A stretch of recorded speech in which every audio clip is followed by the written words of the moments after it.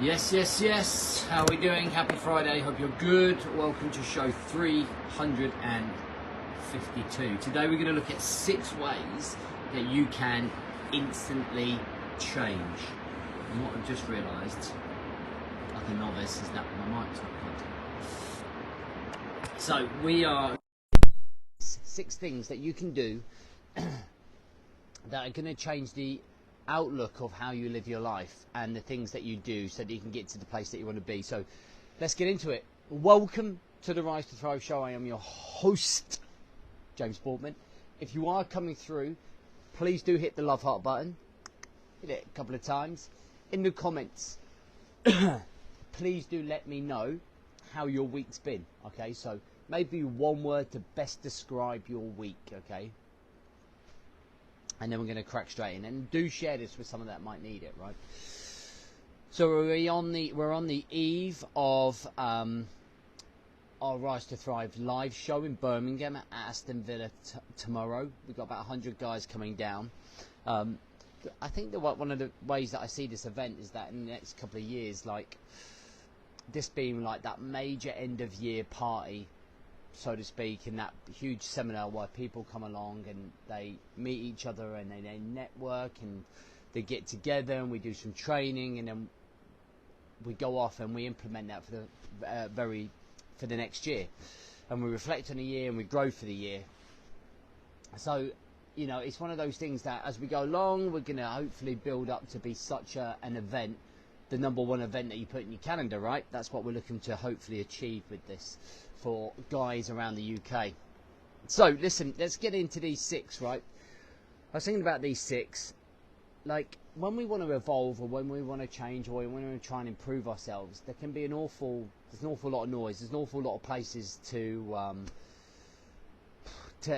start, and we have to be really realistic about the things that we can achieve when we are at that rock bottom state, or we're just not showing up. And these are kind of areas where I feel like we can pick these up and we can actually do something with these, because they're easily done, I believe. Alright, so the first one that you can do, number 1 out of 6, is stop moaning. Okay, there's something quite empowering about moaning, not moaning, sorry. And Alexa like we have Alexa on in the house, and there's like the radio playing in the morning, and the news come up, and I was like, I usually turn off Alexa when the news comes on, so I don't have to listen to the dross that comes out of it. And I had come back downstairs from giving the girls a cup of tea and some breakfast and stuff, and I just heard this moan. It was like, so I don't even know what it was, but I could just hear people moaning on the radio about something or another. I went to the gym with the boy the other day, and I just heard somebody moaning about the government, or moaning about stuff that's going on. It's just like, I'm sure the country's turning into a moan fest, where everyone just likes to have a moan. It's like becoming a snowflake mentality, right? The first thing you can do is stop moaning about what you haven't got, or what is not happening the way you want it to happen. Jesus, like, it's exhausting. It just builds negative energy. Like, I'm even moaning about you lot moaning, and it's exhausting, right? So the first thing that you can do is stop moaning about what you haven't got, about what's happening in life, about the way that the world is, and get on with it. Okay, just get on with it. Get on with the life that the potential in your life that you have. All right. Positive start. Number 2, being honest with yourself. Listen, if you are walking around this planet and you're just lying to yourself, then you're going to easily lie to other people. You're gonna constantly beat yourself up about it. You're going to constantly think you're somewhere you're not. You know what I often find is that a lot of people will become a particular person to fit in with a particular group or environment. And they're not truly themselves, right? They're not truly themselves. And because they're not truly themselves, they have to adapt this false identity. And eventually you get caught out. Eventually you do. And it's the same with lying to yourself. The more you lie to yourself, the more you build up this mentality of this identity that you have for yourself, that everything's okay, that, you know, life's gravy, that everything's going the way you want it to be, and really deep down you know that is rubbish. You know that you're lying to yourself on a constant daily basis about everything that's happening, and you bury your head under the sofa, like you put the pillow over the... Alright, we're back. So I don't know what happened there, guys. Apologies, there was a poor service. Number 3, get up 30 minutes earlier. Get up 30 minutes earlier. Do you know what? Like, getting up 30 minutes earlier is easily achievable. Like it is. You know, the thing is, although I didn't really get to grow up and see my dad and be a part of my dad's life, one of the quotes he apparently always used to say was that when you're dead, you're asleep forever. So when you're alive, make sure you live. And I think, like, getting up 30 minutes earlier to make sure that you are a well-prepared human being for the day, to make sure you're checking in with your emotions, to make sure you're getting some form of activity, to make sure that you are collecting your thoughts, whatever it might be. But getting up 30 minutes earlier to be a little bit more organised, being a little bit more control of your emotions, your mindset, your physical state, and that's well worth that sacrifice of getting up 30 minutes earlier. And we can really achieve something in that, you know.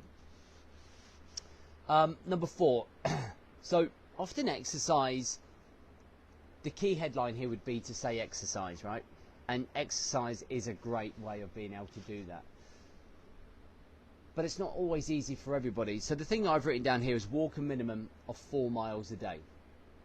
Like, I believe that if you were able to walk 4 miles every single day, and I believe that everyone can do it unless you're mega bone idle, I think that everybody can walk 4 miles.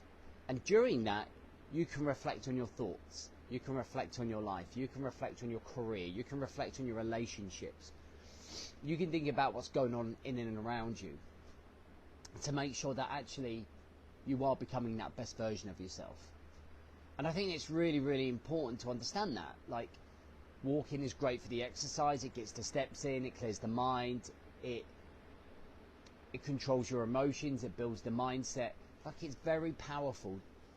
A 4-mile walk will probably take anywhere between like 45 minutes to an hour. So that's a 45-minute to an hour period of you with just yourself. And I always used to listen to audiobooks or podcasts, whereas now I just like to listen to my own mind to gain clarity of my own mind.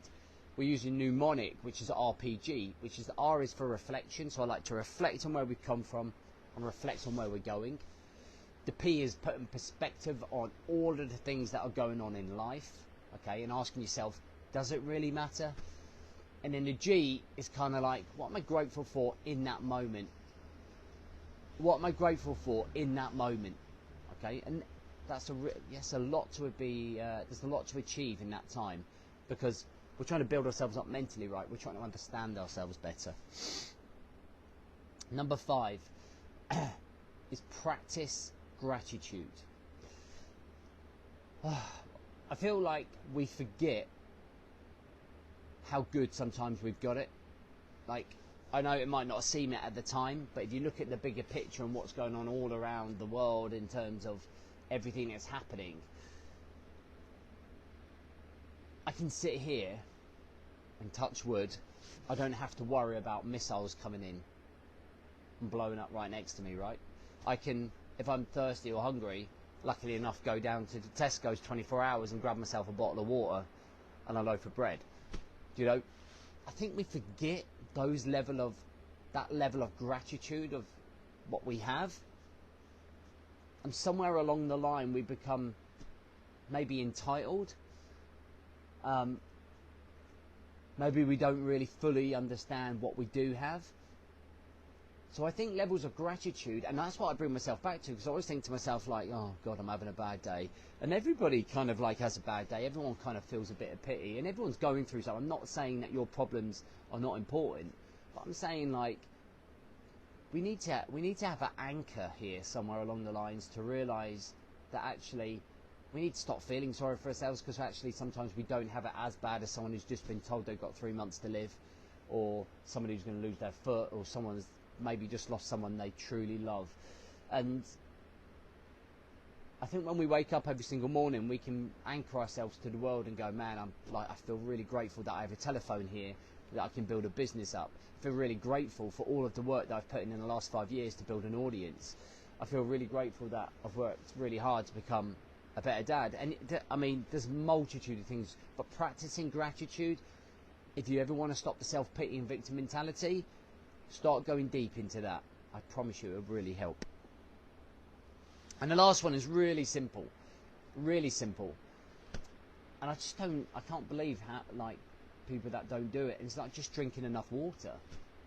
Like, the amount of fluid that we have in our bodies affects the way that we think and affects our energy levels. And it's such a simple process, and that's such a simple thing that could have such a monumental effect on your life, right? But staying hydrated, you know, ask yourself, do you really need that can of Monster? Do you really need that bottle of fizzy pop? Why don't you choose the water over it? Do you know what I mean? It's making right choices, and that could almost lead into making right choices, right? So that could be a 7th, if you like, in the last minute, in the 11th hour.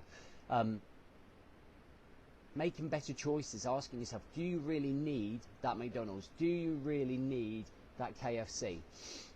Okay, I always talk about people affording my programs, and then when I ask them how much they spend on takeaway a month, and they turn around and say to me, like, over £100, and I'm like, what on earth?